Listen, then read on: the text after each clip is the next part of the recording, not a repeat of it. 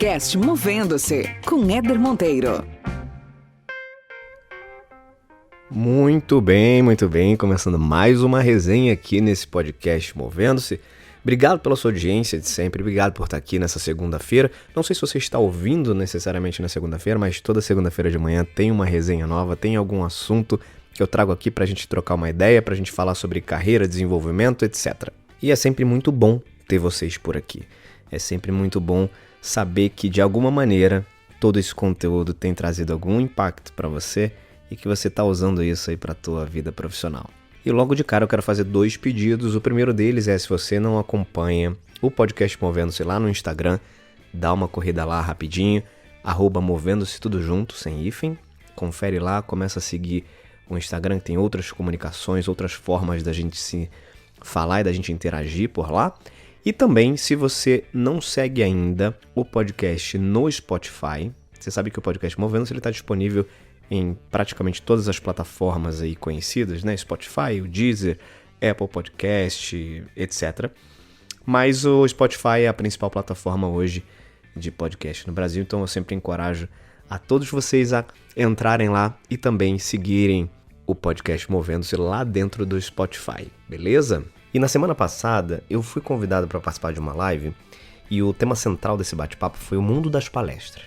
Como fazer uma palestra de impacto, como planejar uma palestra, como perder o medo de falar em público.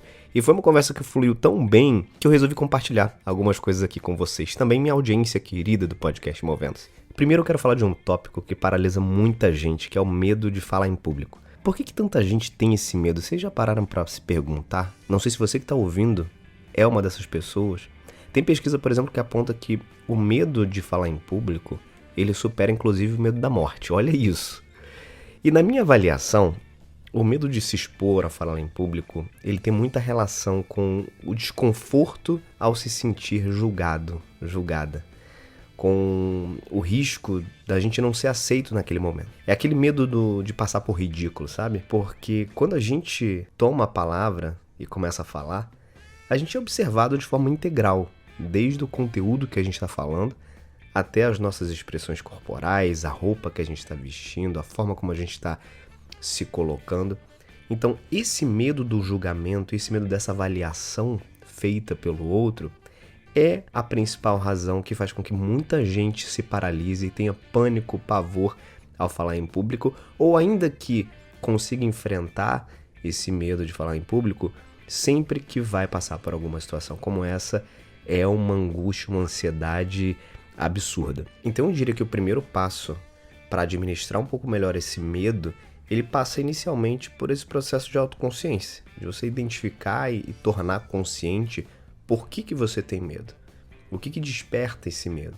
Se de fato é essa tese mais geral que eu comentei, que é o medo de se sentir julgado pelo outro, e se for, é fazer um exercício de como é que eu quebro esse julgamento. Eu costumo dizer o seguinte: não delegue poder para o outro que está te ouvindo. Na medida em que a gente delega poder para nossa audiência, seja essa uma audiência de 3 pessoas, 5, 20, 500 ou 1000 pessoas, na medida em que você delega poder, ou seja, você está se diminuindo, você está se tornando inferior perante aquelas pessoas que estão ali. Então, nesse momento em que você se inferioriza, que você delegou poder para quem está te assistindo, para quem está te ouvindo, é ali que muita gente trava e muita gente não consegue performar bem ao falar em público. Mas a boa notícia é que todo mundo, sem exceção, todo mundo tem total capacidade e potencial para fazer uma boa apresentação em público, para fazer uma boa palestra, para se expor de qualquer forma, porque é uma questão de treino, é uma questão de metodologia e basta você querer primeiramente, e buscar algumas ferramentas, buscar, enfim, pessoas que possam também te ajudar nesse percurso. A boa notícia é essa: todo mundo pode fazer uma boa apresentação em público, todo mundo pode fazer uma boa palestra. E uma das coisas que eu queria trazer aqui para vocês, e aí dividindo até um pouco da minha experiência como curador de eventos TEDx, para quem não sabe, alguns de vocês já me acompanham há um tempo aqui já nesse podcast, sabem que um dos meus trabalhos aí também em paralelo ao mundo corporativo, ao podcast, enfim, é a organização de eventos TEDx, que é o evento TED Talks. Esse foi inclusive um dos motivos pelo qual eu fui convidado para essa live que eu comentei com vocês. E uma das coisas que a gente trabalha muito nesse modelo de evento é como planejar um talk. Então eu vou compartilhar com vocês aqui de maneira bastante otimizada como é que a gente faz esse processo em geral com os palestrantes que passam lá pelo palco do TEDx. A primeira coisa de todas que a gente define com o nosso palestrante é qual é a ideia central, qual é o objetivo central dessa fala, dessa palestra. O que você quer com ela? No conceito do TED Talks, a gente fala muito sobre ideia, né? Compartilhar uma ideia que nada mais é do que a mensagem central da sua fala, o que você quer deixar para a sua audiência. E a partir disso, a gente normalmente segue o seguinte. A primeira coisa, após a definição desse objetivo, dessa ideia central, é você montar um roteiro.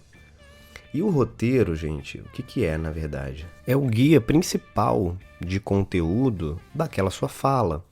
Então, montar um roteiro significa dar direcionamento para a sua palestra. É esquematizar como se fossem as cenas da sua fala, a ordem dessas falas. Eu nunca fiz um roteiro, Éder. Como é que eu posso começar do começo? Penso o roteiro da seguinte forma, como se fossem as divisões de um livro. Então isso significa que o seu melhor amigo nesse momento, nessa fase de roteirização, é um papel e uma caneta, ou um papel e um lápis, ou o seu Word aberto em branco, ou um bloco de notas.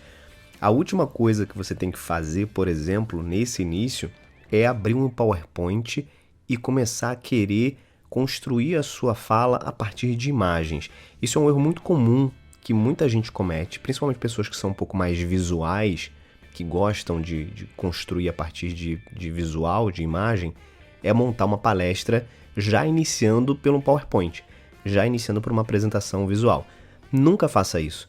Comece construindo a sua fala a partir de um roteiro, de um texto, e a gente vai dar sequência aqui falando um pouco sobre isso. Depois você alimenta tudo isso com imagens, se for o caso, se você durante essa apresentação precisar de um recurso visual para te apoiar. Mas seguindo aqui na ideia de um livro, então você coloca lá introdução, como é que você quer começar essa sua fala, qual é o impacto do início dessa sua fala, dessa sua palestra. Então você coloca a introdução, coloca uma, 2 linhas do que seria a introdução dessa sua palestra e depois você divide como se fossem em capítulos. Sabe os capítulos dos livros? Então você coloca quais são os temas que vêm um na sequência do outro. Então você nomeia esses temas como se fossem nomes de capítulos de um livro, por exemplo, e coloca uma breve descrição para cada um desses capítulos. Então esse é o seu roteiro. Com isso você já tem o que a gente chama de esqueleto da sua palestra, esqueleto da sua fala. E aí pense palestra não necessariamente como uma palestra num evento. Qualquer fala estruturada que você venha a ter, seja isso chamado de palestra ou uma apresentação que você vai fazer numa reunião para um grupo de pessoas, enfim. Essa estrutura, isso que eu estou comentando aqui com vocês, serve para ambas as situações. Concluído esse roteiro, concluído esse esqueleto da sua palestra, é hora de você estruturar o recheio disso aí, a sua fala de fato. E aí nesse momento é importante que você escreva uma narrativa. Escreva a sua palestra em forma de narrativa, já simulando a sua fala. Então entra ali em cada um daqueles capítulos, começa lá na introdução e depois vai avançando para cada um daqueles capítulos e começa a escrever o que seria a sua fala. Então você vai colocar toda a sua palestra, todo o seu talk, como a gente chama lá no TEDx, você vai colocar isso num papel, num texto, porque ele vai servir inclusive como base para você ensaiar, que essa é a próxima etapa, que é essa etapa seguinte. Eu sempre recomendo que como parte do ensaio, faça um vídeo. Simula a sua palestra num vídeo, filme você falando, grave. Se for difícil inicialmente para você lidar com câmera, faz um áudio, faz em formato de áudio. Assim como a gente está fazendo aqui, como eu estou conversando com vocês aqui agora, em formato de áudio, você pode gravar, simular a sua palestra, inicialmente num áudio, e aí posteriormente você pode partir para uma segunda etapa, que seria uma etapa de vídeo. Agora, importante, tanto um vídeo quanto um áudio serve para você utilizar como base para treinamento e não para você decorar, tá? Essa narrativa que você construiu, esse texto que você construiu e que depois você vai colocar isso simulando em forma de vídeo ou de áudio, isso é para você praticar a sua fala, não para você decorar a sua fala. Muita atenção nisso, porque tem muita gente que acredita que pode decorar uma palestra e você tem alguns riscos associados a isso. O primeiro deles é que você pode correr o risco de ficar artificial. Então, falas decoradas tendem a ser um pouco mais artificiais no momento em que você está falando. O segundo e mais arriscado é que fatalmente você pode esquecer uma parte da sua fala. E quando a gente decora um texto e esquece um fragmento desse texto, a gente perde um pouco a conexão com o que vem a seguir. E isso faz com que ali no meio daquela sua fala, você gere um problema. Porque você vai dar uma travada, você vai ficar procurando na sua memória, no seu HD interno, o que vem na sequência. Então nunca é bom você decorar.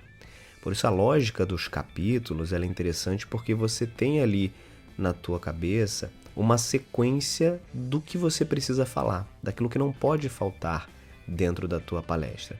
Agora, se um trecho ou outro eventualmente escapar, você não se lembrar na hora, não tem problema algum.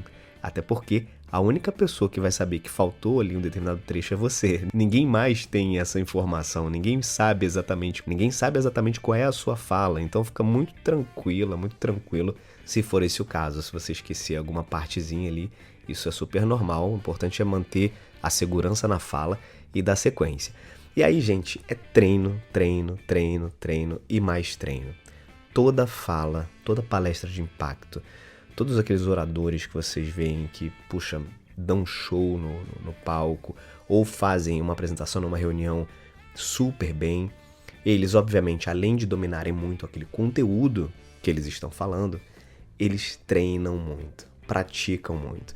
Então, não treinar é um erro. Aliás, deixa eu falar aqui para vocês 3 erros mais comuns de um palestrante ou de um orador ou de alguém que vai falar em público em uma situação que requer uma estrutura de fala. O primeiro é esse, não treinar. Achar que pelo fato de conhecer o assunto, você vai conseguir falar tudo que você gostaria na hora, você vai conseguir improvisar se por acaso faltar alguma coisa ali na tua fala. Isso é uma armadilha tremenda. Então, não treinar é um grande erro. Você precisa ter treino, você precisa de treino, até porque o treino ele te traz segurança. Ele te traz confiança na hora em que você for ali enfrentar uma audiência. Um outro erro muito comum também, e esse é super bacana de compartilhar aqui com vocês, que é o seguinte, é você querer, como orador, como oradora, você querer imitar alguém ou o estilo de algum comunicador, de alguém que você admira como orador, como oradora, em detrimento até do seu estilo próprio. E isso é uma grande armadilha, porque a última coisa que você deve ser quando estiver falando, quando estiver apresentando, é um personagem. Você precisa ser você, ainda que você admire pessoas que têm um estilo muito diferente do seu quando estão apresentando. Mas uma outra boa notícia é que todos os estilos têm espaço quando o assunto é oratória, quando o assunto é palestra, quando o assunto é apresentação. Todos os estilos, sem exceção. Isso eu falo por experiência própria, de quem já coordenou e já organizou evento com dezenas e dezenas de palestrantes, e eu já vi pessoas com estilos completamente diferentes e que conseguiram passar um recado e conseguiram tocar a audiência de maneiras incríveis. Então todo mundo tem espaço, todo estilo tem espaço. O mais importante é que você seja você. E um terceiro e último erro é não se preocupar com o seu público. A sua linguagem e os exemplos que você traz, por exemplo, nessa sua fala, precisam levar em consideração que tipo de público você está lidando. Para você se conectar com aquela audiência, você precisa entender para quem você vai falar, quem são as pessoas que estarão ali, qual é a faixa etária ou qual é o perfil, se é possível, né? Nem sempre é possível você conhecer um pouco do perfil da tua audiência, mas em geral, sendo possível, é muito importante não negligenciar essa preocupação com o teu público, com a tua audiência, com as pessoas que estarão ali te ouvindo, porque, de novo, os exemplos que você vai colocar na tua fala, eles precisam se conectar com as pessoas. Não adianta nada você, por exemplo, colocar ali na tua narrativa, colocar ali naquela construção da palestra que você fez, alguns exemplos que as pessoas que estão naquela plateia, naquela audiência, não fazem a menor ideia do que significa aquele exemplo que você deu, sabe? Então é como se você fosse, por exemplo, fazer uma palestra para um público de adolescente e você utilizar um exemplo, um case, uma história de alguma coisa que aconteceu na década de 80 que você viveu. As pessoas não vão se conectar com aquilo. Então desconsiderar o perfil do teu público é um outro erro comum nesse universo de palestras. Essas foram algumas dicas aqui para você. Espero que você tenha se conectado de alguma maneira com elas. Tem muito mais coisa, obviamente, nesse universo de palestras, de oratória, de comunicação. Aqui eu tentei fazer só uma provocação inicial e com algumas dicas que eu considero relevantes e que eu utilizo, inclusive, na minha experiência e com organização de palestras, de eventos, de palestrantes, etc. E se você quiser saber um pouco mais sobre isso, se você quiser se conectar comigo de alguma forma, vai ser um prazer poder te ajudar. É só me mandar uma mensagem aí pelas redes sociais ou me mandar um e-mail para eder.monteiro@movendo-se.com, movendo-se tudo junto, que vai ser um prazer continuar essa resenha aí, trocar ideias sobre esse assunto, que eu sou apaixonado também por ele, adoro demais. Continuem conectados, tem muitas outras resenhas aí que já foram feitas, tem muita coisa boa vindo pela frente, tem muito episódio bacana com muita gente sensacional aí, se você já não ouviu todos os episódios disponíveis do podcast Movendo-se, já tem a primeira temporada no ar, segunda temporada tá uma maravilha também e muito conteúdo de qualidade para você. A gente se encontra aí numa próxima resenha ou no próximo episódio. Beijos e abraços, até mais!